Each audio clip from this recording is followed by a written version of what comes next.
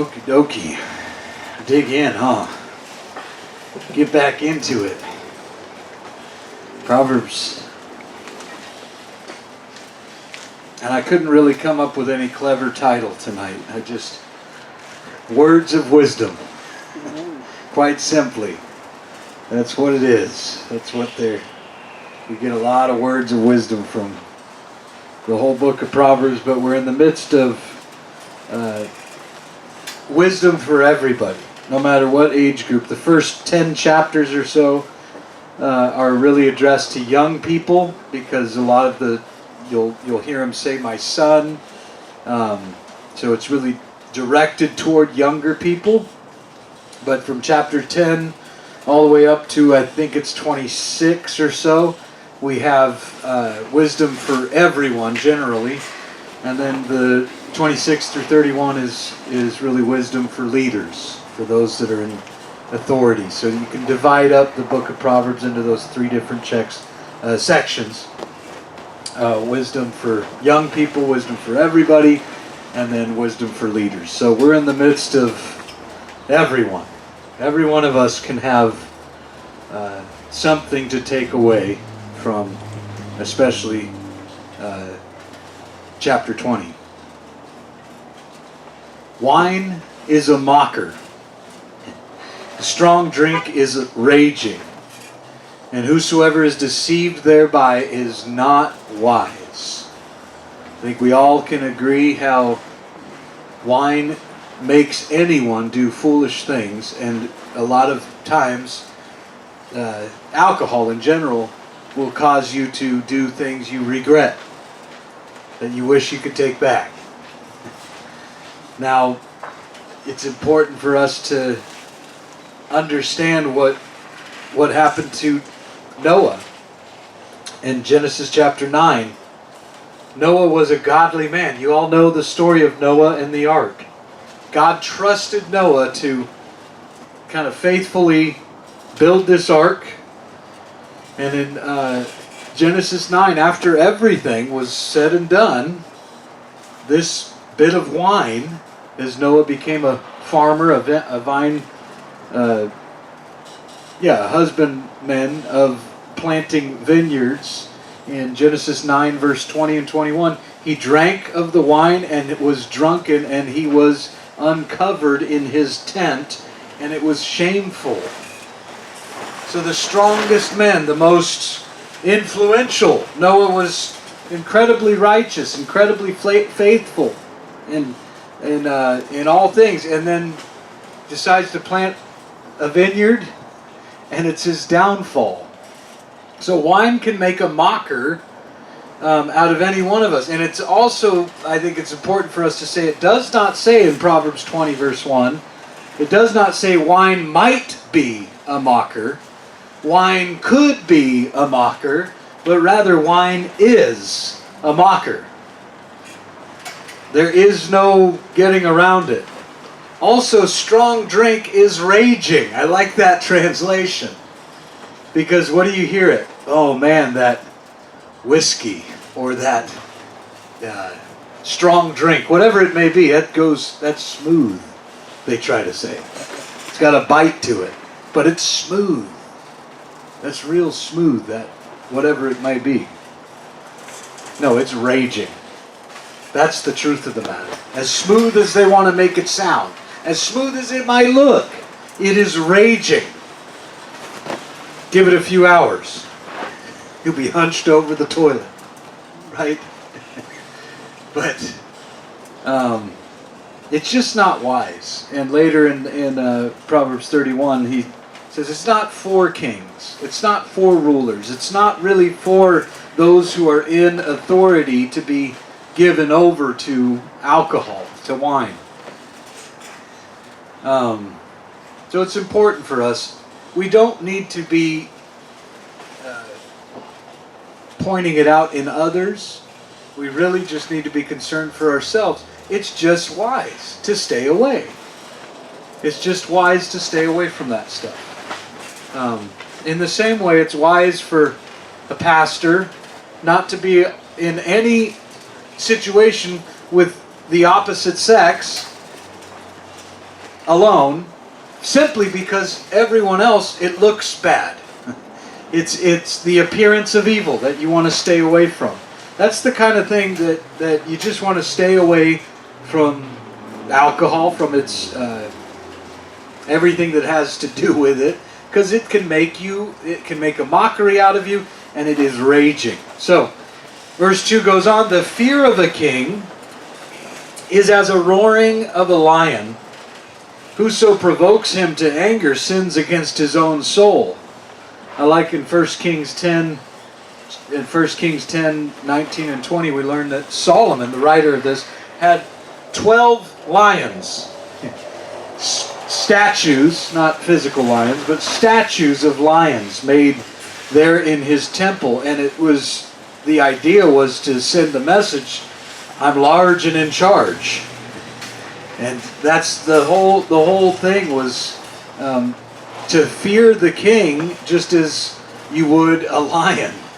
But there really is only one king, the King of Kings, and only one lion of the tribe of Judah, Jesus Christ himself. So, interesting though, I like that when you do the study about Solomon's temple, you learn that he was into lions too.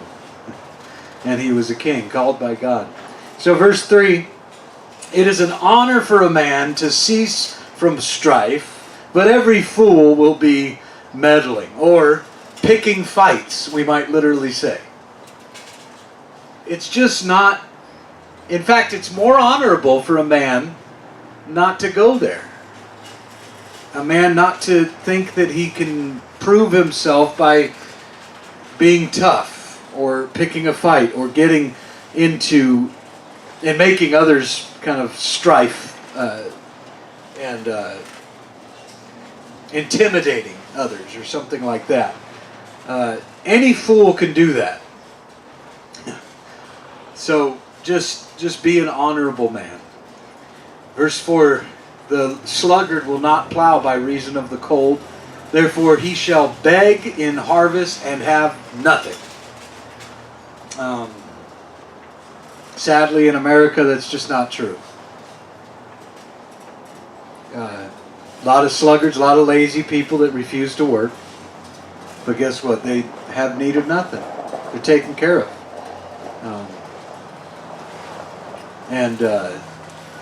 There's a lot to be said about enabling and just allowing people to keep going the same way. If you stop and read the Proverbs, you start to get wisdom. Words of wisdom for anyone to just sit and read this for yourself. It's just going to make you someone who is no longer a drain on society or on your family, no longer taking but giving and actually contributing to others. So don't be the lazy man. Don't be the sluggard that just refuses. It's too cold. I can't go to work today. It's freezing. That kind of attitude. Verse 5. Counsel in the heart of man is like deep water, but a man of understanding will draw it out. And we all know that in the heart of any man, there's great counsel, as deep waters. There's depth there, but it takes some time to draw it out. And usually, not always, the longer someone's been alive, the deeper the waters of that wise counsel. And so as young men, as young women, we need to learn how to listen, how to ask questions from those that are older, those that are wiser, that have been around longer, and draw it out of them. They don't always tell you willingly, but draw it out of them. Learn how to ask those questions from your elders. We're to respect our elders. We're not just to hang out with people our own age. God didn't intend that. He really didn't. It's one of the beautiful things about the church, the early church especially, there was no splitting up. Now, let's put the teenagers over here. Let's put the children over here. Let's put these people here. College all together here. That was never the intention biblically of the early church. Why? Because we all have things to learn from each other. I know it's a lot more comfortable, it's a lot more appealing to our flesh to be among our peers, among people we are the same age, we're in the same political group. Those kinds of things can get in the way. But the church, the reason for the church is to bring opposites together. I mean, complete opposites. Read the book of Acts. And read the 12 that Jesus chose, even before the birth of the church. Talk about God can bring together anyone. Anyone. So, verse 6, most men will proclaim everyone his own goodness, but a faithful man who can find? We're pretty good and pretty quick to acknowledge all of our own accomplishments. We're really quick to do that. And we love to have people pat us on the back and say, what a good job you've been doing. But a faithful man is just doing it as unto the Lord. So it doesn't matter if he gets the pat on the back. It doesn't matter if anyone shows up for his Bible study. He's just doing it for the Lord. If that's the truth.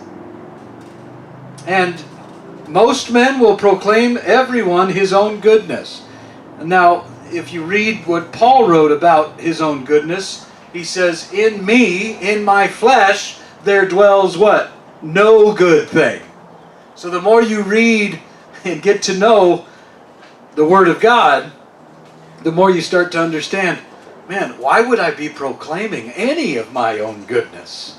We should be proclaiming the goodness of God, the greatness of God. We should be proclaiming His righteousness, His goodness, because there's none in me. I could never do it. And it's important for us to get that. The just man walks in his integrity, and his children are blessed after him. There's a whole study just in that verse, learning what it means to have integrity. It means to have no tears, to have no holes, nothing letting out, but you are solid. You are able to stand, not only stand, but others can fall on you, and you will not fall over. Integrity. Your children will be blessed after you when you learn how to be a man, a woman of integrity. It speaks of our character. Somebody wisely said, your character can be seen in this little illustration, in this little test. What is your character like? What do you do when nobody's around? When no one else can see what you're doing, no one else can hear what you're doing, no one else knows what you're doing, that quite frankly reveals your character. And so, to be honest, to be a man, a woman of integrity, those around us, especially our children, verse 7, will be blessed after you. Verse 8, a king that sits in the throne of judgment scatters away all evil with his eyes. In other words, evil departs from the presence of the righteous king. And again, that verse 8 can speak of Jesus Christ, especially when you get into the book of Revelation and see he's going to scatter away evil with his eyes that are full of fire in the book of Revelation as it reveals Jesus Christ, the righteous judge that scatters away all evil with his eyes. So verse 8, you could write down the book of Revelation next to it. That's just kind of further clarification on that verse. Verse 9, who can say, I have made my heart clean, I am pure from my sin? Anybody here tonight that can say that? I've made myself pure. I have no sin. I'm a pretty good guy. Well, Jesus would say, who among you is without sin? Let him cast the first stone. When they tried to say that this woman caught in adultery, caught in the very act, should be stoned to death. Jesus said, Who among you is without sin? And he could say the same to this group tonight, to me and you. Who among us could say, I've never lied a day in my life, I've never stolen anything, I've never cheated, I've never wanted something that didn't belong to me? Those are all sins. And if that isn't enough, if you've been angry with somebody, it's sin. Just as bad as murder, by the way. Those are Jesus' words. That's the way Jesus put it. So, watch out for that mentality to think, I'm a pretty good person. Everybody has a little bit of good in them. Listen, that is a lie from the devil himself. Verse 10, diverse weights and diverse measures, both of them are alike abomination to the Lord. It doesn't mean much to us, but it's talking about crooked salesmen, ripping people off. That's what that is. Diverse measures. They would measure things and have this on this scale, this on this scale, and it was very easy for them to weigh one side down a little so they could get a little more out of the deal. Whatever it was. And so God looks at that and he hates it. It's an abomination. Verse 11 kind of further clarifies, even a child is known by his doings, whether his work be pure and whether it be right. Because somebody that doesn't have diverse weights and diverse measures, their work would be pure and right. So even a child can be known. Sometimes a child gives it away. Her face gives it away, right? And that the child can be better known quicker than anyone that's kind of slick, a salesman that's slick. So, verse 12, though, this one's pretty important. The hearing ear and the seeing eye, the Lord has made even both of them. Thank God every day that you can see and hear. Not physically, but if you're a believer, thank God every day that you have spiritual eyes to see, spiritual ears to hear what the Spirit would say to you. Because it's the Lord that makes the hearing ear. It's the Lord that makes the seeing eye. And the Lord is a maker of them all. And I love this. I complained once that I had no shoes until I met a person who had no feet. That's the idea there. Watch out for us complaining, and the silly questions. What about somebody that's born blind? What about someone that's born deaf? Listen, that's the devil. The enemy's always trying to challenge the judgment and the justice of God. God Almighty. He made that person blind. He made that person deaf. And He has His purpose for it. How dare any human question that and think they know better than God? We just can't. We're getting deep tonight. A lot of theological stuff. Questions coming up here. But this is, again, it's always important for us to look at things in a spiritual aspect. Spiritually, it's more important for you to see spiritually than physically. Hearing, it's more important for you to hear spiritually than it is for you to hear physically. Just ask Helen Keller and many others that were born deaf, born blind, and knew Jesus more than most of their peers, most of anyone around them. When they went to go tell her finally and communicate to her about Jesus, she began to school them. I've known Him a long time. I don't have the distractions of sight or the distractions of all the weed whacking going on during the message, right? That's for those that were here this morning. We had a whole tractor. Not as bad this week. Last week was worse. But that's why maybe we should just have Sunday evening service from here on out. We'll cancel more. No, I'm just kidding. So, love not sleep, lest thou come to poverty. Open your eyes, and you will be satisfied with bread. Don't be among those, and there are many, that just love to sleep. Especially late into the afternoon even. Don't find yourself loving sleep. You miss out on so much. Open your eyes and you'll be fed with bread. And I love that because who says I'm the bread of life? Jesus Christ. Over and over in the Psalms it says, seek me early. Seek me early. Seek me early. There's something about those quiet mornings with the Lord where He's waiting for us to meet with Him, it seems, in the morning when we're in a rush. I don't know about you.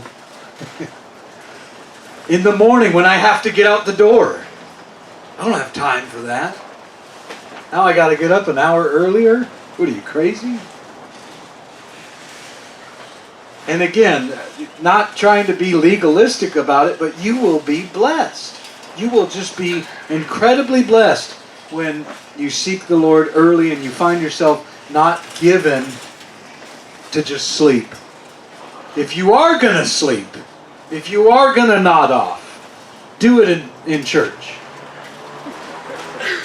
It's good because you're still here. You're still plugging away.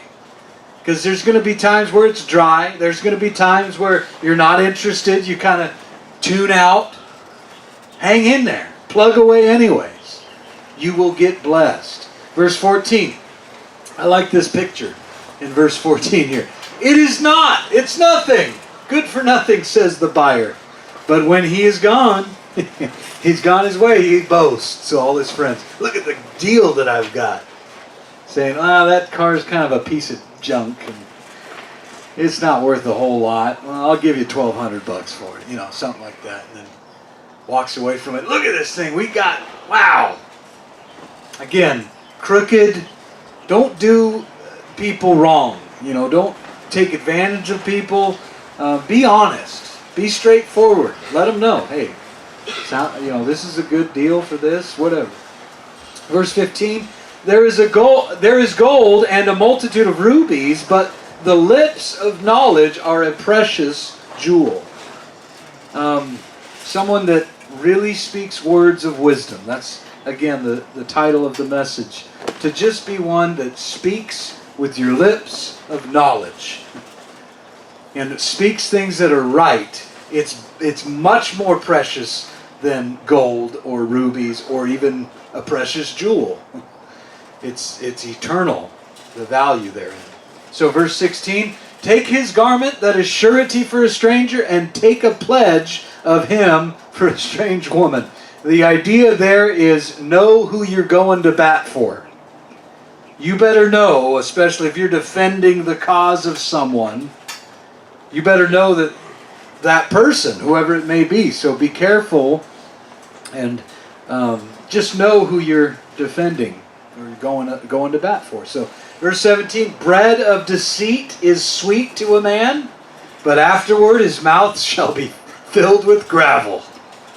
You ever get up in the middle of the night and you get a Twinkie or something and next morning you don't like, it's like gravel in your stomach.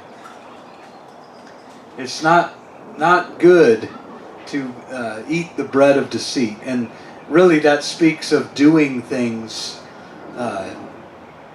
in darkness. Doing things sneakily. The bread of deceit. It's not just food. It's you're going to pay for it. That's the whole idea. You will pay for it. It's going to come back to bite you. That thing that you did in secret. So verse 18. Every purpose is established by counsel, and with good advice make war. Amen? Don't just go to war with your neighbor, but with good advice. I would say godly advice. Go to the Word of God. Go to prayer before, making a decision. Verse 19, he that goes about as a talebearer reveals secrets. Therefore meddle not with him. that flatters with his lips. There's always flattery involved with this whole idea of really gossip. It says talebearer. What's a talebearer? One that bears a tale that you just want to hear. I got to hear the tale of what this guy did, what that gal did. Watch out for those who are telling you and gossiping about someone else to you. Pretty soon they will be gossiping to that other person about you. If you're sitting there listening and nodding in agreement, pretty soon you're the one that's being spoken of somewhere else where you're not present. Again, it's just important, and it's just wise for us to stop the person and say, is that, and ask ourselves, is the person they're talking about here? Are they present in the room? Because I ought to make sure they know that. And let me get my little book out so I can write down what you're saying about them and show it to them. Because it's not right for us to, especially if it's revealing secrets. Again, there's hatred, there's motives that are involved, crooked. Again, not just with business, but now as we're getting into friendship, fellowship. The New Testament calls it, we read about it in Proverbs 6, a brother that stirs up dissension among the brethren. Someone that just splits apart the people of God, comes in between the people of God, and that's the work of the enemy. He that goes about as a talebearer reveals secrets. So don't even meddle with him. Don't even get involved. Consider him as an unbeliever. Whoso curses his father or his mother, his lamp shall be put out in obscure darkness. It's always something that pricks at your heart when you see a little girl smack her dad. You see a little boy hitting her that bare him, his own mom.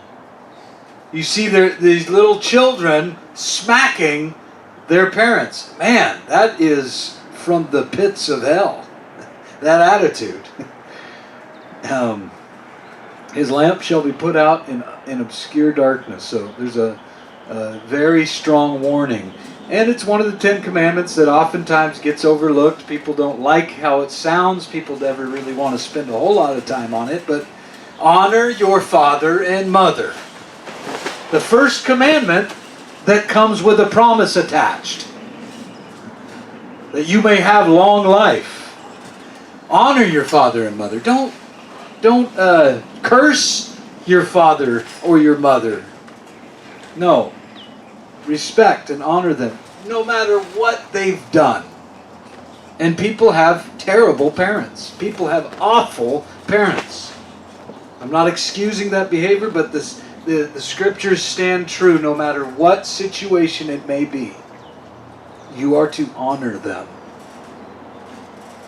An inheritance may be gotten hastily at the beginning, but the end thereof shall not be blessed.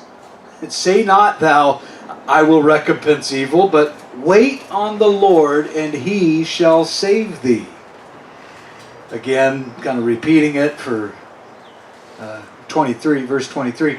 Diverse weights are an abomination unto the Lord, and a false balance is not good. It's not honest. It's false. It's not true. An inheritance may be gotten fast at the beginning, but the end thereof it will not be blessed. Kind of that, give it to me now. The prodigal son, remember in the story of the prodigal son, he wants his inheritance early. Dad, I want it now. And he goes out and he blows it all. It would have been much better if he had waited. In verse 22, don't say, I will recompense evil, I'm going to take care of it, but wait on the Lord, and he shall save thee. It's always better to wait on the Lord. Romans chapter 13, somewhere in Romans chapter 13, it says, vengeance is mine, saith the Lord. It's always better to give it to the Lord. Don't take it and recompense it for yourself. Don't take matters into your own hands. Verse 24, man's goings are of the Lord. How can a man then understand his own ways? Well, if they are of the Lord, the fear of the Lord is the beginning of what? Understanding, wisdom, knowledge, all of that. Again, if they're of the Lord, our goings, our comings, our goings, it's of the Lord. The only way we can understand our way is by giving it to the Lord and fearing God above humans. Fearing God first, above anyone else. Verse 25 goes on, it is a snare or a trap to the man who devours that which is holy, and afterwards makes vows to make inquiry. It's a trap. In fact, anytime a man tries to make himself devoted to something or vows, it can be a trap to you to make a promise. Without the Lord, we are so hopeless. There's no hope of me keeping any kind of promise. And so, yeah. Verse 26, a wise king scatters the wicked and brings the wheel over them. There's a picture for you. Just crushes the wicked. He gets rid of them. A wise king brings, he just runs over them with the wheel. The spirit of man is the candle of the Lord, searching all the inward parts of the belly. Mercy and truth preserve the king, and his throne is upholden by mercy. Of course, the glory of young men is their strength, and the beauty of old men is their gray head. Couple amens to that, huh? But then this one I don't get a big amen after. The blueness of a wound cleanses away evil. So do stripes the inward parts of the belly. Kind of interesting though, the light, the candle of the Lord. The spirit of man is the candle of the Lord, searching all the inward parts of the belly. Stripes do the same thing to the inward parts of the belly. God will get people's attention, like I've said before, putting them into a hospital room where they're done. They're done doing their thing. You finished, son. You finished, daughter. Now you can't do anything. You've been doing your own thing. It's gotten you pretty far. You've made it 40 years, 50 years, 60 years. And they're put on their back. It's a wound.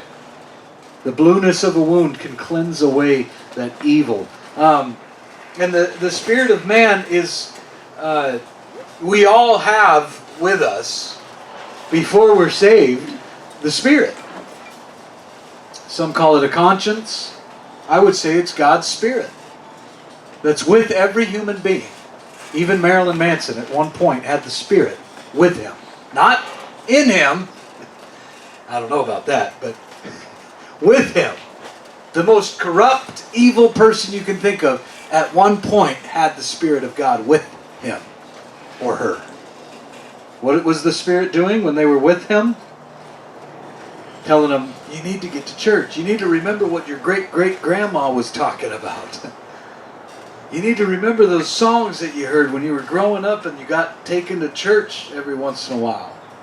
And the Spirit speaks and uses things. He can even use things that are used in some movie, some corny movie. The Spirit uses that to just prod them and kind of poke at them. Hey, get to the Word, get to God, get to God. That's what the Spirit's doing. And you can either callous to it, harden to it, the voice, until one day you pray and ask the Lord to come and live. in you. And that's where the Spirit no longer is with you, but in you. He dwells inside of you. The Scriptures all back this up. And of course, the final work, there's those three words that speak of the work of the Holy Spirit. The Spirit is with every human being. He's in Christians only. And then He comes upon, it should be every Christian.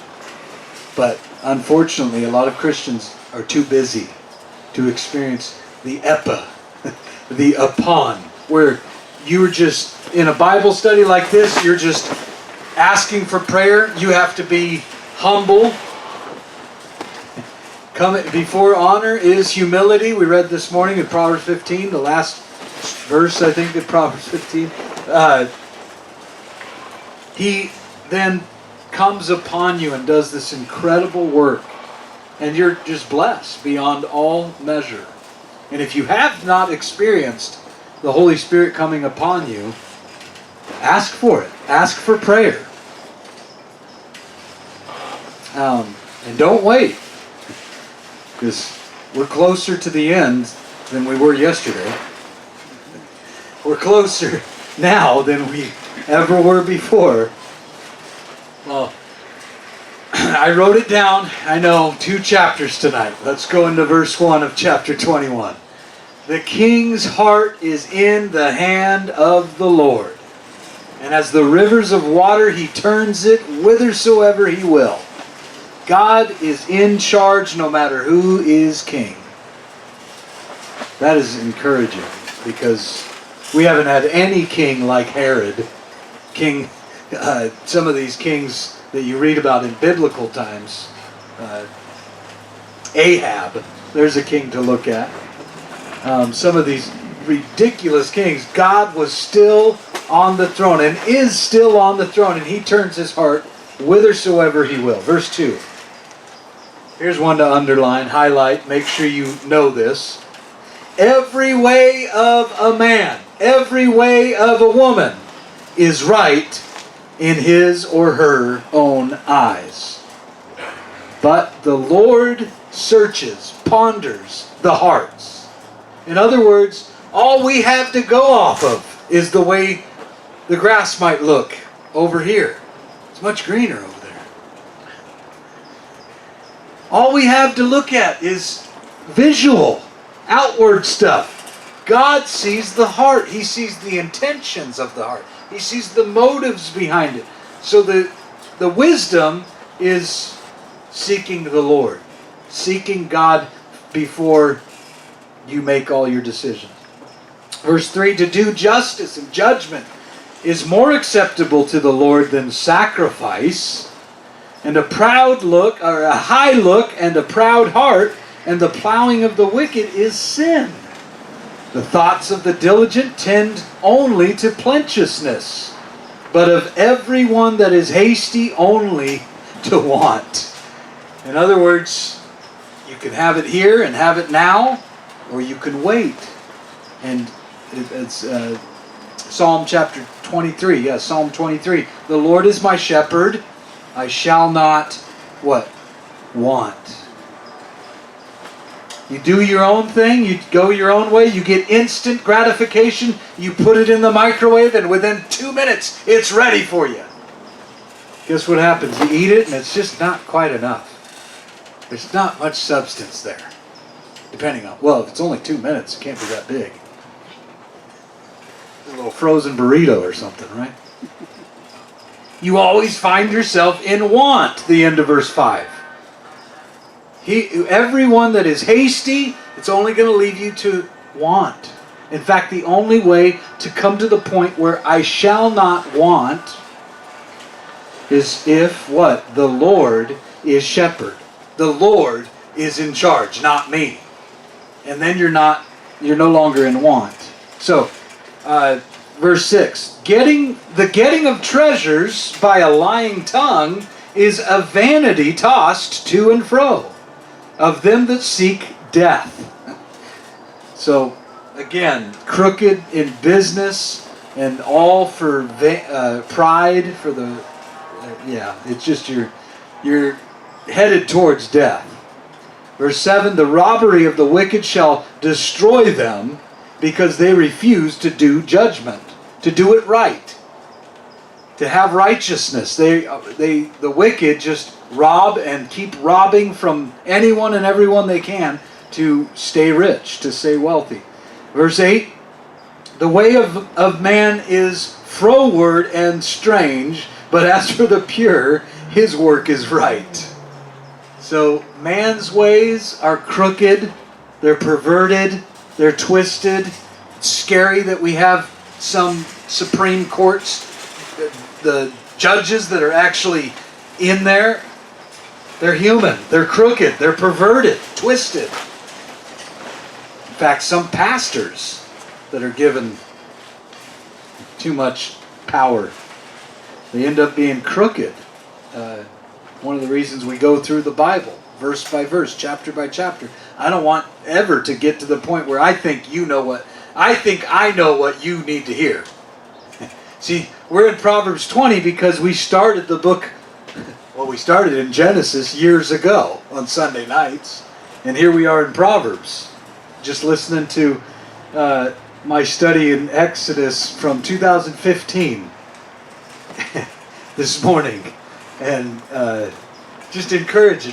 We started Sunday nights in Genesis, and it's been that long. In 2015, we were in Exodus then. But here we are in Proverbs. We're slowly making our way through the Bible. But I could, get 1,000 people here if I just did a series on how to meet the right mate. A series on sex in the Bible. A series on this or that or the other. Parenting and how I've achieved it. Humility and how I've attained it, right? And my wife rolls her eyes and goes, any one of you roll your eyes and go, what? Thank God I don't know what you need to hear. God does. And when you do it the way that we're doing it, it's His timing, not my timing. In my crooked, froward, because the way of man, verse 8, the way of man is froward and strange. It's not right. It's crooked, it's wicked, it's slick. Stay away from stuff that's the work of the flesh. We pray here for this church that it always remains a work of God and not any human effort. Verse 9. Oh, this one again. It is better to dwell in a corner of the housetop than with a brawling woman in a wide house. You ever have to live with your mother-in-law or father, I say that because it says brawling woman, not wife, But really, the nagging, the unnecessary words of stress, and just the way that it can just cause brawling in a house. It's better to dwell in the corner of a housetop. It just, if anyone knew about brawling women, it was King Solomon. Guess how many wives King Solomon had? Little trivia for you. How many wives did King Solomon have? 700. And beyond that, he had 300 little mistresses. This was a powerful king that wrote this, and he was not happy. He was not satisfied by any means. He found time to go dwell on the corner of his housetop because it just wasn't worth putting up with brawling women in the house. So, verse 10, the soul of the wicked desires evil, and his neighbor finds no favor in his eyes. When the scorner is punished, the simple is made wise. And when the wise is instructed, he receives knowledge.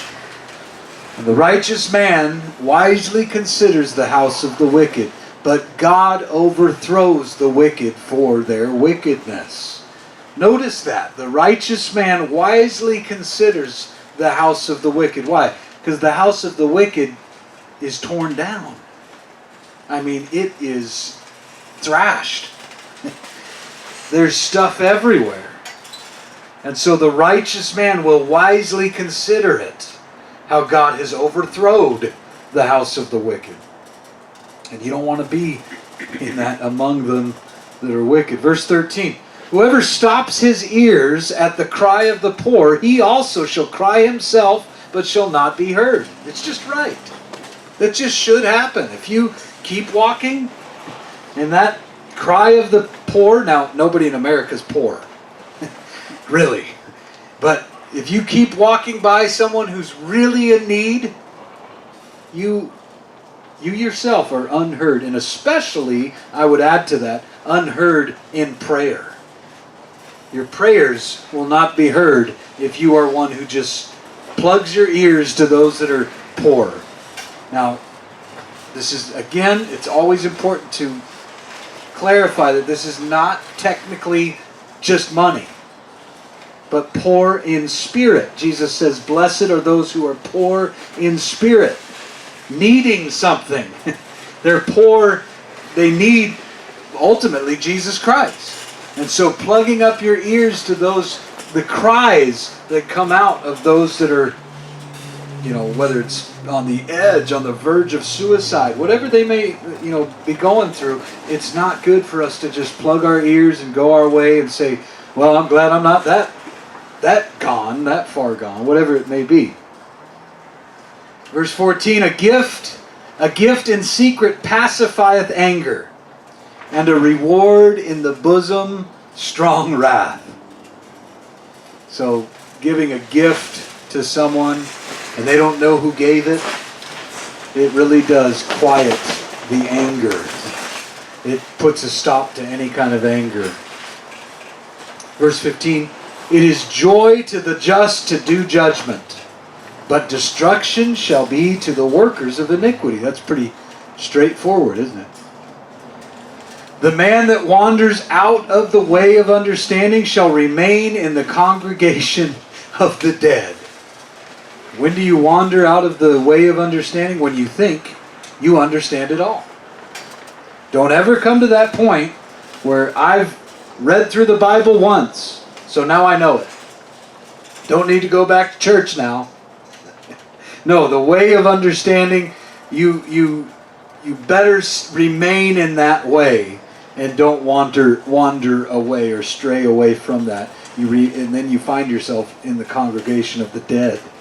Verse 17, he that loves pleasure shall be a poor man. He that loves wine and oil shall not be rich. If you love pleasure and all of a sudden you get all this money, it's going to just drain out. You're going to be spending it left and right on everything. If you're really living for pleasure, you just end up poor. Verse 18, the wicked shall be a ransom for the righteous and the transgressor for the upright. In case we didn't get it the first time around, verse 19. It is better to dwell in the wilderness than with a contentious and an angry woman. Again, this guy knew there was a lot of contentious and angry women around him.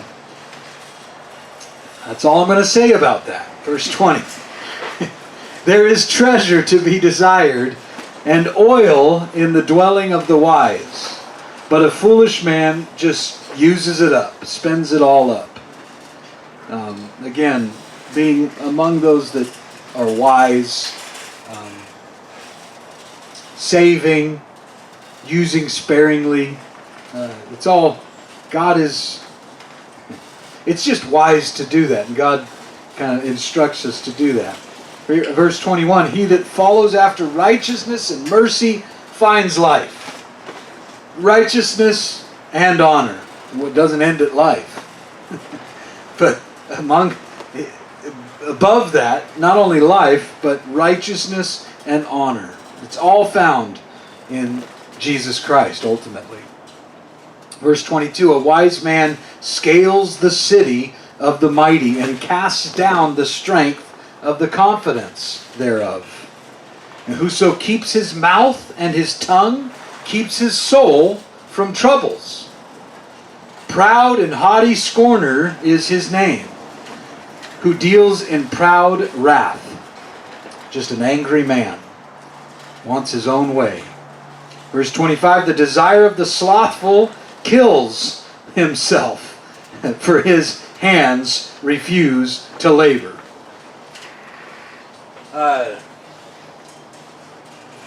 It's just a bummer on everyone around when you have a lazy man for help. When you have someone that refuses to get up, put the shovel down, and start doing the work. Refusing to labor. It's always, just kills a man. Verse 26, he covets greedily all the day long, but the righteous gives and spares not. The righteous just is a giving kind of person. You can't keep him from giving. Even his energy and effort and time. The sacrifice of the wicked is abomination. How much more when he brings it with a wicked mind, or the motive behind it is all for him to look good. I think of the charity organizations where you have these politicians and even musicians that are sick and perverted and twisted people. They're calling it a sacrifice of the wicked. That's really what it is. I gave this much money and now everybody knows it. Well, great. You have any kind of reward that was there, you got it. It's a wicked mind that they bring it with. Verse 28, a false witness shall perish, but the man that hears speaks constantly. That's kind of interesting, isn't it? A false witness shall perish, but the man that hears speaks constantly. He's someone that just, the idea is reciting what you're hearing. When we hear something, we go over it. We go over it again and again, and we become wise in rehearsing that, whatever we're hearing. That's why I encourage anyone. I encourage you to bring a notebook, bring a pen.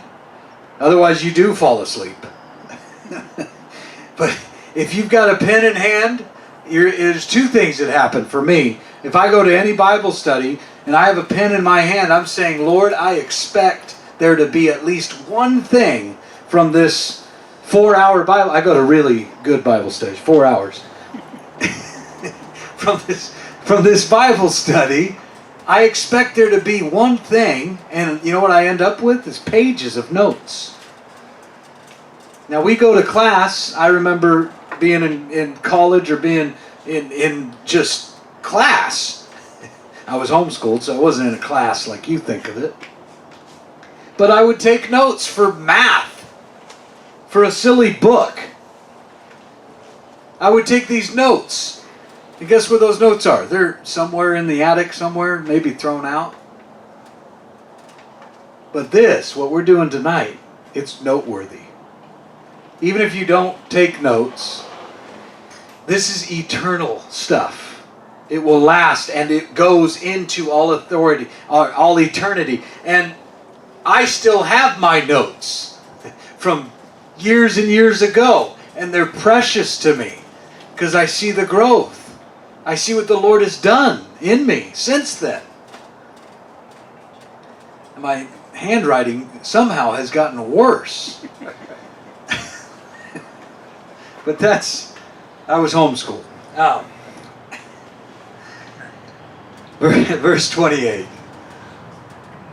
Oh, we already read that. Verse 29.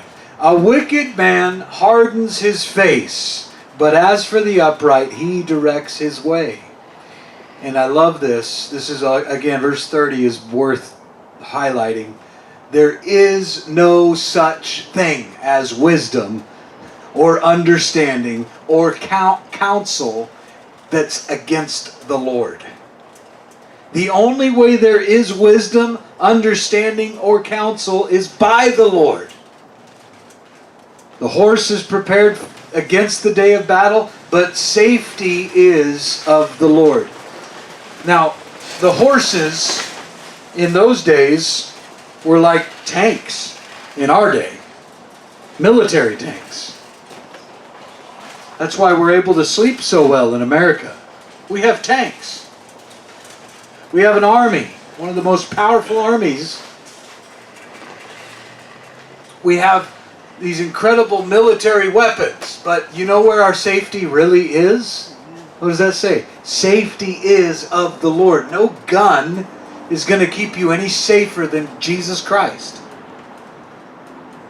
In fact, some trust, the writer David, Solomon's dad, in the Psalms, some trust in horses. Some trust in chariots. But I trust in Jesus Christ, which is the name of the Lord God Almighty. He is where the safety is. There is no counsel against him. There is no such thing as understanding. That's why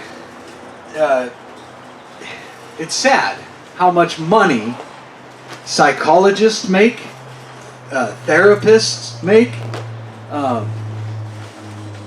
and so much of their counsel, so-called wisdom and understanding and counsel, is against what this Word of God declares. There is no counsel or understanding or wisdom against the Lord. They come and they say things like, well, I know it says that God created the world in this amount of time, or whatever it may be, but I have counsel from science that says this or that. Listen, count that out. Because there is no counsel or wisdom or understanding against the Lord. It just does not match up. In fact, the fool has said in his heart, there is no God. And many fools call themselves wise. And they have doctorates, they have the titles, they have the credentials to think that these guys are wise guys, wise women. But in reality, they're fools. They're darkened hearts.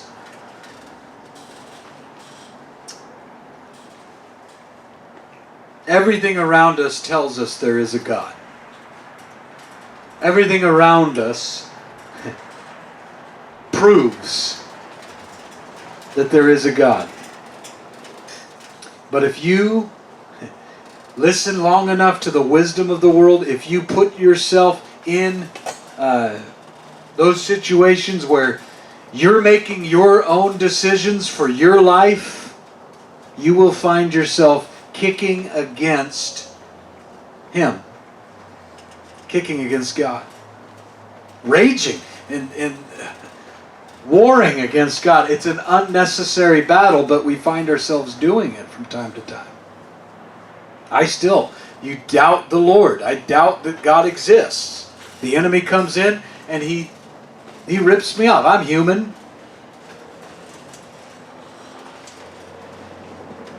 But God has given me a gift. He's given you a gift. In fact, Ephesians chapter 2, verses 8 and 9. What does that say? I don't know. Turn there and see. Ephesians chapter 2, verses 8 and 9. I don't have it all memorized. Ephesians 2. One of my favorites, though. How can a man be saved? How can we be, if we're lost, when it's left to ourselves? Ephesians chapter 2, verse 8 says, for by grace ye are saved through faith, and that not of yourselves. It is a gift of God, not by works, lest any one of us should boast. For we are His workmanship, created in Christ Jesus, unto good works,